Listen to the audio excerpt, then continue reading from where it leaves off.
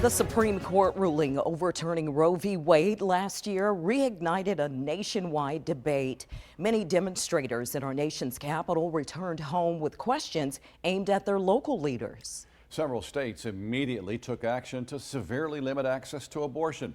Others have codified the right into their state's law. But the push for legislation hasn't cooled off.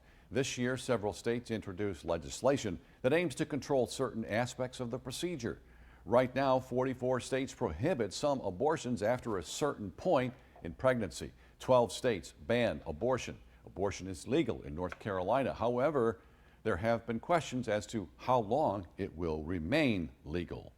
The Supreme Court decision put the question of abortion in the hands of state lawmakers. Now, more women are coming to North Carolina, where abortion is still legal until 20 weeks. In the 9 months since the Supreme Court's decision, the number of abortions performed in our state has risen 37%. That's according to the Society of Family Planning. Lawmakers in Raleigh are already discussing how the state should proceed from here.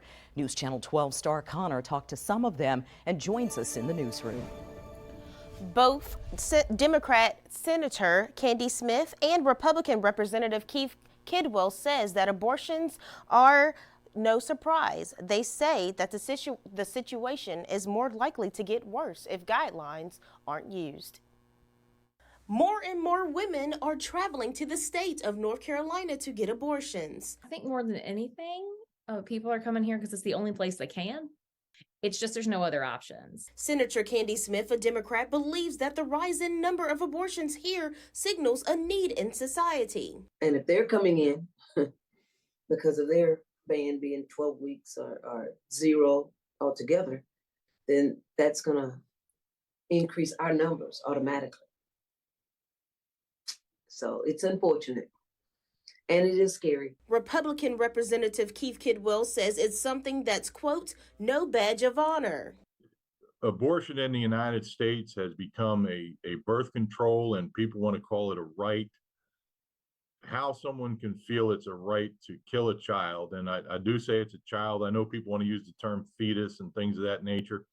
You know, if you leave that child in the womb to its natural end, it's going to be a human being when it comes out.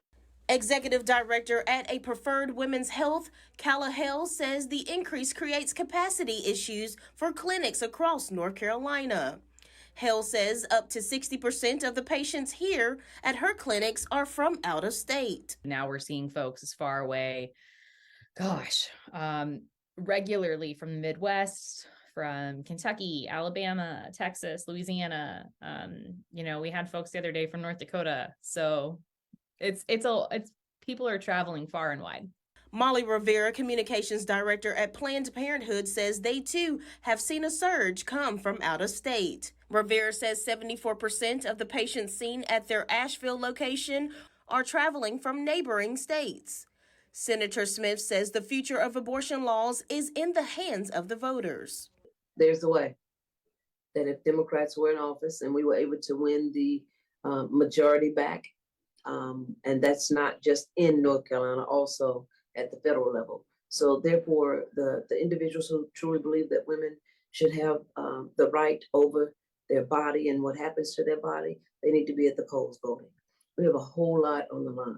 Representative Kidwell says that existing laws in North Carolina allowing abortions up to 20 weeks needs to change. I would love to see North Carolina dial back abortion, and unless there's something critically wrong, and at that point, that's really the only time we should be making a decision as to the survival of one or the other.